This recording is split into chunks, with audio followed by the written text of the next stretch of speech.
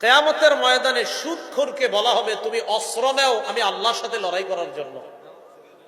সুদখোরকে বলা হবে তুমি অস্ত্র নাও লড়াই করার জন্য। এ হলো 1 নাম্বার ভয়াবহতা। 2 নাম্বার, আল্লাহ না করেন যারা সুদ খায় আর সুদি লেনদেন অবস্থায় যদি মারা যায় তারা কিয়ামতের ময়দানে কবর থেকে পাগল অবস্থায় উঠবে। কি অবস্থায়? পাগল অবস্থায়। আল্লাহ পাক রব্বুল আলামিন সূরা বাকারার 275 নম্বর আয়াতে বলেন, আল্লাযীনা ইয়াকুলুনা রিবা, যারা সুদ খায়। আমি আয়াত বলবো, এই জায়গাটা খালি আপনারা অনুবাদটা করবেন। আল্লাযীনা ইয়াকুলুনা রিবা, হুজুররা না অন্যরা জোরে বলবেন, আল্লাযীনা ইয়াকুলুনা রিবা। সব দিক থেকে আওয়াজটা আসে না, বলেন আল্লাযীনা ইয়াকুলুনা রিবা, জোরে বলেন সবাই। হ্যাঁ, যারা কি খায়? হ্যাঁ, সুদ খায়। লা ইয়াকুমুনা ইল্লা কামা ইয়াকুমুল্লাযী ইয়াতাখাব্বাতুহু আশ-শাইতানু মিনাল মাস, তারা এমন অবস্থায় উঠবে যেন শয়তান তাদেরকে স্পর্শ করে পাগল বানায় দিচ্ছে। যালিকা বিআন্নাহুম ক্বালু ইন্নামাল বাইউ মিসলুর রিবা, এটা এই কারণে তারা বলে ব্যবসা সুদের মতো। ব্যবসা কিসের মতো? আল্লাহ বলেন ওয়া আহাল্লাল্লাহুল বাই'a ওয়া হাররামার রিবা, আল্লাহ ব্যবসাকে হালাল করেছেন, সুদ হারাম করেছেন।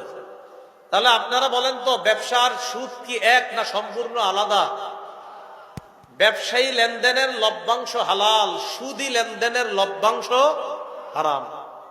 তাহলে ব্যবসা সুদের মতো এই কথা যারা বলে তাদেরকে বলবেন, ব্যবসায়ীরা কষ্ট কইরা লাভবান হয়, আপনি ঘরে ঘুমায়া ঘুমায়া লাভবান হন, এই জন্য আপনারটা হারাম, ব্যবসায়ীদেরটা হালাল।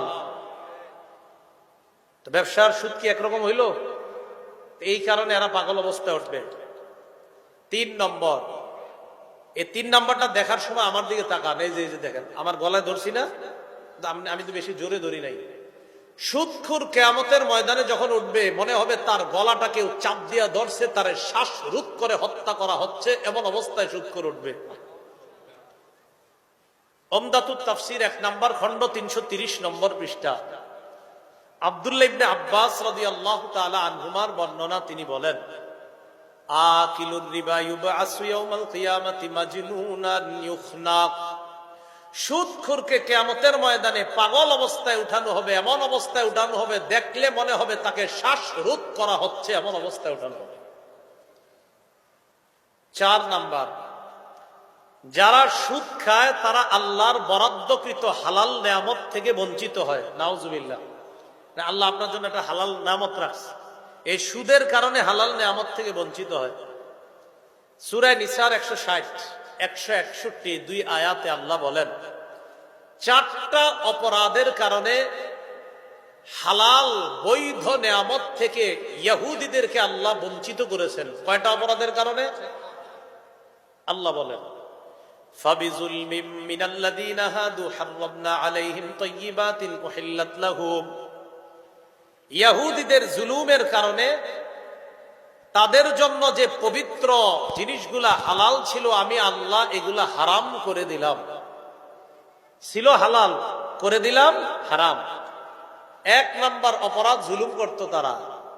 2 নাম্বার, ওয়া বিসাদ্দিহিম আন সাবিলিল্লাহি কাসীরা, এরা মানুষকে আল্লাহর রাস্তা থেকে বাধা দেওয়ার কারণে আমি তাদের জন্য বরাদ্দকৃত হালালটাকে হারাম করলাম।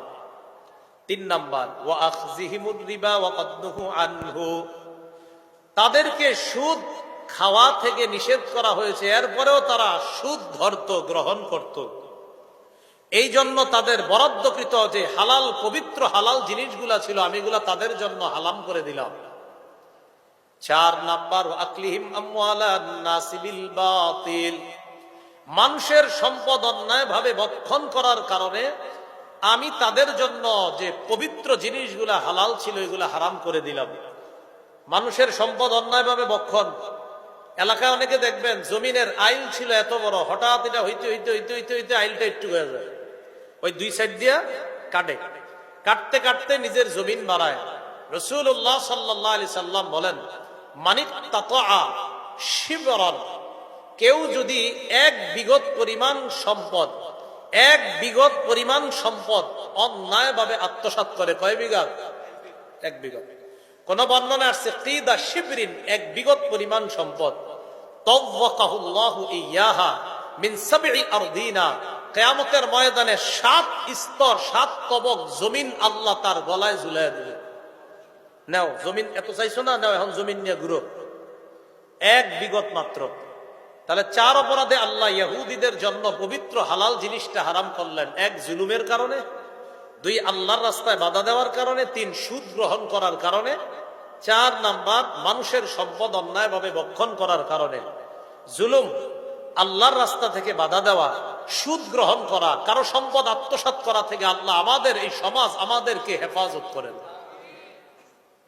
5 নাম্বার, আপনাদের এই বুদিয়া মারা যারা সুদ খায়, সুদখোরদের কারণে এই এলাকায় তারা আল্লাহর গজব বৈধ করে নেয়।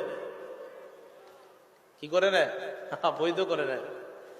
আত-তারগীব ওয়াত-তারহীব হাদিসের কিতাব, এই কিতাবের 3 নম্বর খণ্ড 69 নম্বর পৃষ্ঠা নবীজি সাল্লাল্লাহু আলাইহি সাল্লাম বলেন, ইযা যাহারাজ জিনা ওয়ার রিবা ফি ক্বরিয়াতিন ক্বাদ আহাল্লু বিআনফুসিহিম আযাবাল্লাহ। কোন এলাকার মধ্যে যদি 2টা অপরাধ বেড়ে যায়, কয়টা? 1 নাম্বার জিনা, 2 নাম্বার সুদের কারবার। ক্বাদ আহাল্লু বিআনফুসিহিম আযাবাল্লাহ, এই জিনাকারী দল আর সুদখোরেরা আল্লাহর গজব ওই এলাকার জন্য বৈধ করে নেয়। সুদ তো সবাই খাবে না, কিন্তু যারা খাচ্ছে তাদের কারণে ভালো মানুষগুলাও ওই আপনার গজবের মধ্যে পড়ে তাদের কারণে। এজন্য এলাকার উচিত যারা সুদ খায় এই মানুষগুলারে ধরে পায়ে ধরে হাতে ধরে বুঝিয়ে সুদ থেকে বাঁচানোর চেষ্টা করা। আল্লাহ আমাদেরকে তৌফিক দান করেন।